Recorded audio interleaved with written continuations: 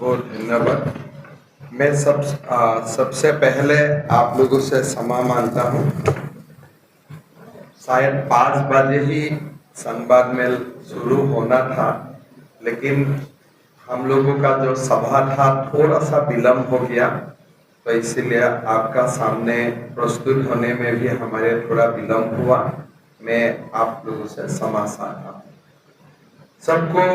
हम सबको मालूम है कि देश में लोकसभा चुनाव का चौथा चरण कंप्लीट हो चुका है और तेजी से हम लोग ये चुनाव प्रक्रिया का समाप्ति की ओर आगे बढ़ रहा है।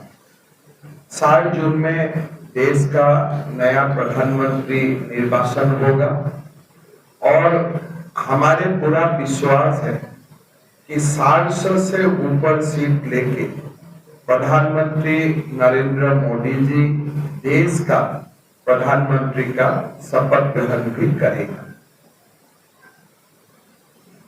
पिछली सालों चरण का जो चुनाव में सबसे जो बड़ा डिबेट, बड़ा मुद्दा कांग्रेस पार्टी ने उठाया कि 700 पार क्यों। उन्होंने यह प्रश्न चिन्ह कभी नहीं लगाया कि मोदी जी को 300 सीट मिले हैं नहीं मिले हैं, उनका कभी वो प्रश्न चिन्ह नहीं रहा। उनका जो मेन प्रश्न रहा कि 700 पार क्यों 700 पार। और ज्यादातर मैं जब जर्नलिस्ट से भी बात करता हूँ या कांग्रेस से भी बात करता हूँ या बाकी पॉलिटिकल जानकार लोगों से भी बात करता हूँ, सब यही पूछते हैं कि 700 पार हो जाएगा, मतलब मोदी जी का सरकार बनेगा, 272 से ऊपर होगा, 300 से ऊपर होगा, 399 तक जाएगा। इसमें किसी का प्रश्न नहीं है। अभी 399 से 401 2 सीट में ही प्रॉब्लम चल रहा है। 399 तो सब कुछ देके बैठा हुआ है कि 399 होगा ही, और 700 पार होने के लिए 399 से खाली 2 सीट चाहिए। और पूरा जो इकोसिस्टम का जो बहस चल रहा है टीवी में, मीडिया में, सोशल स्पेस में, भाई 700 पार नहीं होगा। ठीक है, 700 पार नहीं होगा तो 399 तक तो आप मानते हो ना। तो अगर आप 399 तक आप मानते हो तो बाकी तो भारत का जनता 2 सीट हमें दे ही देगा, उसमें कोई संदेह नहीं है। 700 सीट से ऊपर हमें क्यों चाहिए? मोदी जी भारतवासियों से 700 सीट से ऊपर मांगे हैं और साथ में उन्होंने 2 बातें पूरा क्लियरली बोला है कि हमारा देश को बाय 2047 हमें एक डेवलप नेशन बनाना है और उनका शुरुआत अभी से हमें करना है। और हर जगह से शुरुआत भी हुआ है। वर्ल्ड का 5th इकोनॉमी हम लोग बन चुका हूं। By 2029 will be the 3rd largest economy. हमारा देश एक सभ्यता का देश है। We are not a nation state. हम लोग एक सिविलाइजेशन से जुड़ा हुआ हो। अगर आप इंग्लैंड का चुनाव होते हैं, अमेरिका का चुनाव होते हैं, आप विकास का बात ही करेगा। किस लिए? इंग्लैंड हो, अमेरिका हो, बाकी जो प्रदेश हो, बाकी जो नेशन हो, उनका जो कैरेक्टर है वो कैरेक्टर अभी बना है। लेकिन भारत का कोई भी चुनाव हमारे सिविलाइजेशनल वैल्यूज, हमारे सभ्यता और हमारे साथ जो नाइंसाफी किया गया था, ये सारे बातों का सरसा की बगैर भारत में चुनाव संभव नहीं है। भारत का चुनाव विकास में भी होता है और विकास का साथ भारत का चुनाव अस्मिता का ऊपर भी लड़ा जाता है। कांग्रेस ने भूल चुका है, कांग्रेस पार्टी ने भूल चुका है कि हमारी ही एक भूखंड अभी भी पाकिस्तान का साथ है। कोई चुनाव में उसका सरसा नहीं करते हैं कांग्रेस पार्टी। आप लोग बहुत सारे चुनाव अभी तक कवर कर चुका है। आप लोगों का बहुत बड़ा अनुभव है, लेकिन हमारे भारत के चुनाव में कभी भी हम पाक ऑक्युपाइड कश्मीर का बारे में कभी भी चर्चा नहीं करते। क्यों नहीं चर्चा करते हो? किस लिए? जो मुगल और ब्रिटिश ने हमारा जो मानसिकता बनाया कि अगर वो अभी भूखंड हमारा साथ नहीं है मतलब चलो नहीं है। कांग्रेस ने हमको सिखाया कि हमारा वाला कश्मीर हमारे हो जाए, उनका वाला कश्मीर उनका हो जाए, लेकिन हम बुनियादी दौर से उसको विरोध करता हूं। हम नहीं मानता हूं कि पाकिस्तान का पास कोई कश्मीर होना चाहिए। पहला बार जम्मू कश्मीर का डिलिमिटेशन हुआ सीटों का, बहुत ये मीडिया में बहुत ज्यादा चर्चा नहीं हुआ है। जब डिलिमिटेशन हुआ, मोदी जी ने सबसे पहले इसका एक बहुत बड़ा प्रोविजन रखा कि जम्मू कश्मीर विधानसभा में पाक ऑक्युपाइड कश्मीर से भी विधायक बनेगा। ऐसा नहीं है कि हमारा वाला कश्मीर से बनेगा, वो भी हमारा है, वहां का भी रिप्रेजेंटेटिव हमारा होना पड़ेगा। हमारा देश को राम मंदिर मिला, देश गर्वित हुए। देश का बहुत बड़ा एक संख्यक लोगों को लगता है कि औरंगजेब का समय में, बाबर का समय में हमारा साथ जो नाइंसाफी हुआ, आज वो नाइंसाफी बहुत दूर तक रामलाला का मंदिर ने वो नाइंसाफी को मिनिमाइज किया, लेकिन वहां समाप्त नहीं होते हैं। कांग्रेस का समय में हमारे मंदिरों का एक अधिनियम बनाया, पार्लियामेंट में एक बिल बनाया, एक कानून बनाया कि राम मंदिर का बारे में तो चर्चा कोर्ट में हो सकता है, लेकिन कृष्ण जन्मभूमि और काशी का ज्ञानवापी मस्जिद का बारे में कोई भी कोर्ट चर्चा नहीं कर सकते। इन्हें हुए कांग्रेस का समय में ऐसा कानून बनाया गया कि no civil court, no high court, no supreme court can adjudicate on the ownership of Krishna Janmabhoomi and Gyanvapi, so called Gyanvapi Masjid. क्या हमें ऐसा कानून को मंजूरी है?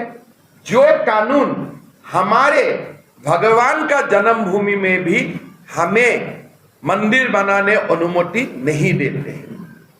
हमारा देश को यूनिफॉर्म सिविल कोड का जरूरत है।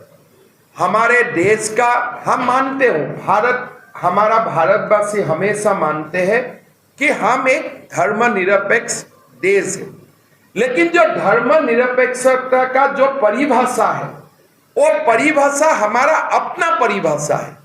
जो वेस्टर्न कॉन्सेप्ट ऑफ सेकुलरिज्म वो हमें मंजूर नहीं है। हमारा जो सेकुलरिज्म है वो हमारा सिविलाइजेशन से उनको हम लोगों ने डेवलप किया है। वसुधैव कुटुंबकम से हम लोगों ने इसको डेवलप किया है और आज का दौर में हम लोग पहुंचा हूं। हम मानते हो कि हमारा देश का कोई कौम का पर्सनल लॉ का होना धर्मनिरपेक्ष देश में कभी होना नहीं चाहिए। आज मुसलमान समाज काफी दौर तक शरिया कानून को मानते हैं और देश का कानून इसे इजाजत देता है। उसका कारण क्या है? बाल विवाह होते हैं। उसका कारण क्या होता है? चाइल्ड मैरिज, मुस्लिम रजिस्ट्रेशन एक्ट में रजिस्ट्रेशन हो जाते हैं।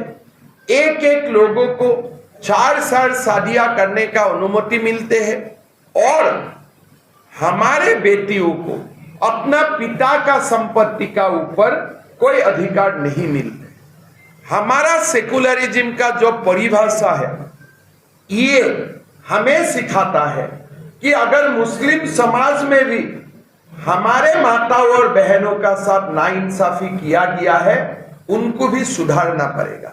देश में यूनिफॉर्म सिविल कोड आना पड़ेगा और हमारा संविधान का directive principle of state policy हमें निर्देशित करता है कि आप देश में यूनिफॉर्म सिविल कोड लाइए। आज राहुल बाबा एक संविधान हाथ में लेके घूमते हैं, लाल किताब में वो संविधान है, लेकिन भारत का जो संविधान है, जो ओरिजिनल संविधान है, हर पन्ने में राम और कृष्ण का फोटो है। लेकिन आज हमारे राहुल बाबा का जो संविधान है, जो मीडिया में दिखाते हैं, लाल है। हमारा संविधान कभी लाल नहीं था और लाल हो ही नहीं सकता है। चाइना का जो संविधान है वो रेड कलर का हो सकता है, हमारा संविधान का कलर रेड नहीं है। इसलिए हमें हमारा देश को कोई रिवॉल्यूशन से नहीं बनाया, हमने हमारा देश को सिविलाइजेशन से बनाया है। हमारा देश का विकास, हमारा देश का आविर्भाव कोई रिवॉल्यूशन से नहीं हुआ है। हमारा देश का जो डेवलपमेंट हुआ है वो बुद्ध से लेकर महावीर जैन से लेकर वेद पुराण उपनिषद से आज हम यहाँ तक पहुंचा हो। हम राहुल बाबा को पूछना चाहता हूं, आप जो संविधान दिखाता है वो संविधान में directive principle of state policies है कि नहीं? अगर है तो आप क्यों बोला है कि मैं पर्सनल लॉ को स्ट्रेंथन करने जाऊंगा? आपने क्यों अपना घोषणा पत्र में बोला कि Congress will strengthen personal laws? इसलिए हमारा संविधान में लिखा हुआ है कि हमारा देश में पर्सनल लॉ हो ही नहीं सकता है, हमारा देश में शरिया का कानून हो ही नहीं सकता है, हमारा देश में यूनिफॉर्म सिविल कानून लागू होगा, यह संविधान में लिखा हुआ है। इसीलिए जब कांग्रेस बोलते हैं कि हमें 400 सीट से ऊपर चाहिए संविधान बदलने के लिए, हम उल्टा बोलता हूं, हमें संविधान को इंप्लीमेंट करने के लिए हमें 400 सीट चाहिए। Jammu Kashmir as per the constitution of India हमारा है, पूरी की पूरा जम्मू कश्मीर हमारा है, और वो जम्मू कश्मीर को पूरा की पूरा भारत में लाना हमारा कॉन्स्टिट्यूशनल रेस्पॉन्सिबिलिटी है। और वो संविधानिक जिम्मेदारी को निभाने के लिए हमें 400 पार सीट चाहिए। हम यूनिफॉर्म सिविल कोड देश में लाना हमारा संवैधानिक जिम्मेदारी है। उनको रिफ्लेक्ट करने के लिए, यूसीसी लाने के लिए हमें 400 से ऊपर सीट चाहिए। हमारा देश का इकोनॉमी अमेरिका और चाइना से भी बाई 2047 ऊपर ले जाने के लिए हमें 400 से ऊपर सीट चाहिए।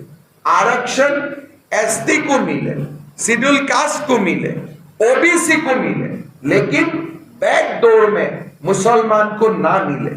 इसके लिए हमारा जो संविधान सभा ने हमको निर्देशित करके दिया है कि आरक्षण जाति का आधार में होगा, आरक्षण धर्म का आधार में नहीं होगा, उनको इंप्लीमेंट करने के लिए, मुसलमान रिजर्वेशन खत्म करने के लिए हमें 400 प्लस सीट चाहिए। आज झारखंड में एक मंत्री का सचिव का निवास में 36 करोड़ मिला है, एक राज्यसभा सांसद का निवास में 300 करोड़ से ऊपर कैश मिला है। मतलब और तो बहुत कुछ जमा है, और तो बहुत कुछ निकालना है। ईडी और सीबीआई को स्ट्रॉन्ग करने के लिए, मजबूत बनाने के लिए हमें 400 पार से ऊपर सीट चाहिए। तो इसीलिए कांग्रेस का जो इंटरप्रिटेशन है देश का और जो हमारे इंटरप्रिटेशन है वो अलग अलग है। और हम कांग्रेस का इंटरप्रिटेशन अबाउट इंडिया हमारा मंजूर नहीं है। उनके लिए भारत एक आइडिया है, हमारे लिए भारत आइडिया नहीं है। हमारे लिए भारत जननी जन्मभूमि है। हमें और उनका बीच में हमारा डिफरेंस है, और वो डिफरेंस को हम जनता का सामने लाने के लिए ही हमारा ये चुनाव अभियान है। बाकी तो मोदी जी को देश प्रधानमंत्री बना चुका है, बहुत कुछ करना नहीं है। सारों शरण में हम लोग भरपूर आशीर्वाद मिला। झारखंड में 14 सीट में हम लोग 14 सीट मिलने वाला हो, और झारखंड में आगे जाके नवंबर में डबल इंजन का सरकार की भी बने, उनका भी फाउंडेशन में देख चुका हूं। लोग वही मनसा लेके हमें लोकसभा में भी वोट दे रहा है, और एक वोट रिजर्व करके रखा है विधानसभा में हमें देने के लिए। आपको जो भी पूछना है पूछिए, मेरे से कोई प्रॉब्लम नहीं।